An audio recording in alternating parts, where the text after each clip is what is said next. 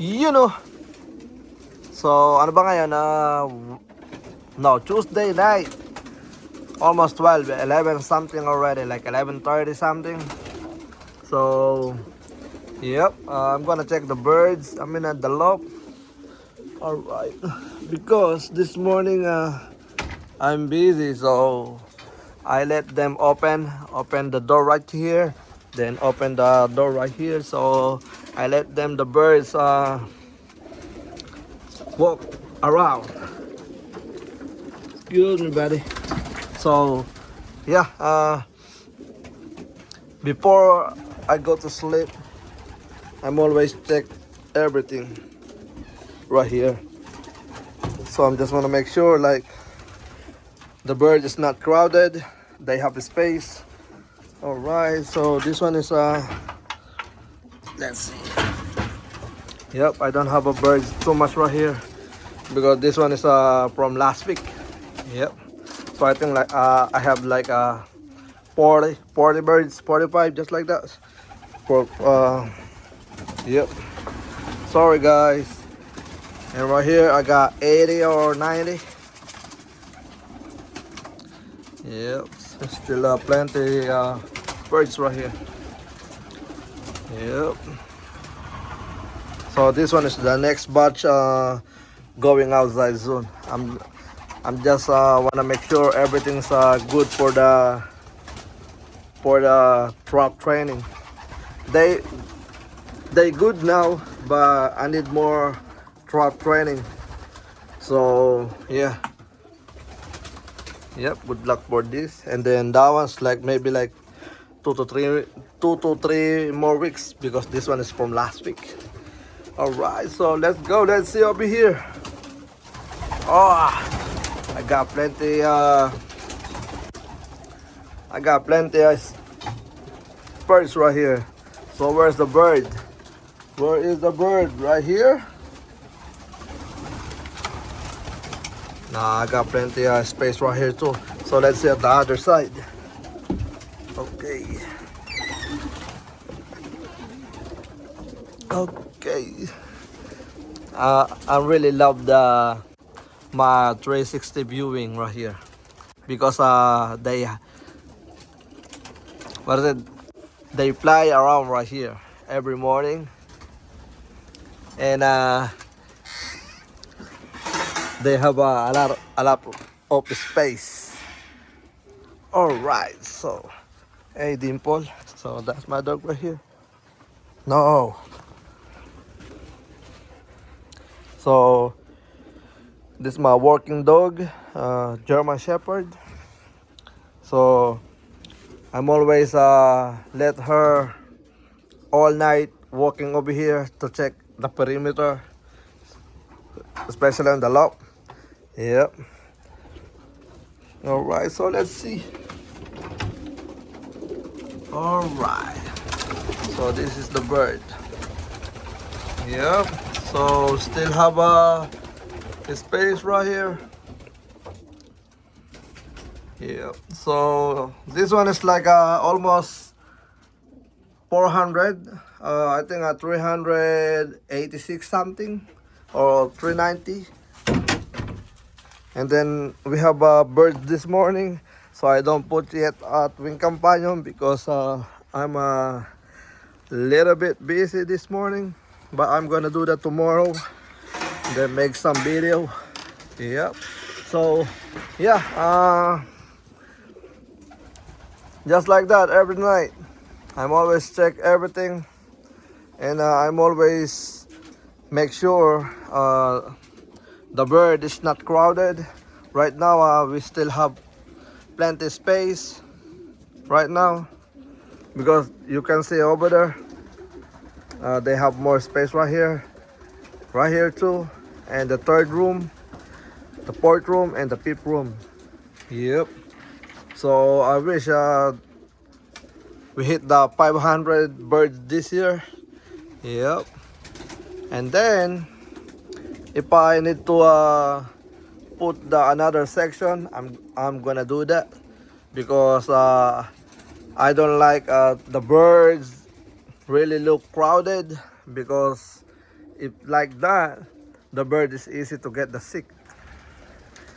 Yep. So yeah, I'm always gonna make sure everything is look good, everything's healthy, everything's okay. So yeah, if you don't understand me, just let me know. Just leave a comment so I can read everything. I like the bad comment for me because the bad comment they learn to me. Tama ba yun? Basta yun na yun. Alright, so yeah, marami pa tayong space dito mga tol. Yep. Yeah. So dito sa 200, I think 240 birds, they, ano na, tawag dito, nakalabas na sila ng lock. And then, hindi ko pa sigurado kung rumonta na sila, but lumabas na sila at bumalik. And wala pa tayong pino-force fly. And then, eto na yung next natin. But dun sa 240, hindi ko sila pinapalabas ng sabay-sabay. Ang ginagawa ko dun is section by section para hindi sila magulantang lahat. Dahil kapag ginulantang ko sila, possible na baka marami mag-overfly. But right now, hindi pa naman ganun kadami. I think wala pang 20 yung mga nasa 10 or 15 pa lang siguro. But it's a natural, kasama sa pag-iibon at pagsisimula. Dahil hindi natin masabi kung sino yung mga lumilipat kagad na malayo or nadadali ng ating mga kaibigan na kalaban. Kaibigan na, kalaban pa. So yun na nga, dito na tayo. Hindi na ako papasok doon dahil hayaan ko na silang magpahinga. Yan, minimake sure ko lang na babalik sila sa mga kanilang mga purge pitaloy. Sa mga purge nila. Yep, dito sa section na to is, alam ko nasa 95 na tong mga nandito, pero may space pa sila dyan. Yep. Kasi nga maluwag yung ating area sa bawat section. At yun ay sinigurado kong hindi sa kanila magbibigay ng pagka-crowded. Dahil ayoko ng crowded. Yep. So dito naman sa section na to, hindi naman gaano kalaki yan. Pero maganda yung ventilation nila at maluwag sila dyan. Yung nilagay natin dyan na purge ginawa ni Ama is hindi ganun ka dikit-dikit. Yan, mapapansin nyo naman, ayun, ang lalayo ng mga espasyo. Yep, kasi ano yan, suporta yan dati ng ginawa natin 360 na ganito. Ito yung 360 na to, is ito yan before. Amin na ganyan siya before. Yan. Alright, so yeah, yan lang muna yung mga natin, warriors natin. And then, nagmamasid-masid. Yep.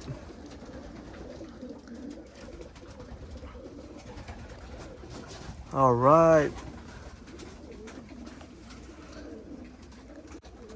So, yeah, wala naman tayo masyadong update. Hindi ako masyadong nakakapag-vlog. Dahil may, tawag dito, may mga kadahilan ng sobrang busy paminsan. Tsaka, sa unboxing pa lang, medyo nabibisi na ako doon kasi unboxing natin, isa-isa, iba-vlog natin ng isa-isa, pipicturean natin ng ng isa-isa, bailop. Tapos pagkatapos nun, lalagay ko sa wing companion. Pagkalagay ko sa wing companion, lalagyan ko pa ng kani-kanilang mga sensor. Kaya hindi siya ganun kadali sa nag-iisang katulad ko. But kaya naman na pag-aaralan, but may mga dapat lang talaga akong tanggalin tulad ng mga daily vlog natin. Doon sa di ko na naasikaso yung mga personal natin, personal tawag dito, warriors. Pero nakapag-vlog tayo nung nakaraan, pero hindi ko pa yata na-upload. Pero siguro unahin ko Pag napanood nyo to, ibig sabihin na-upload ko na yun.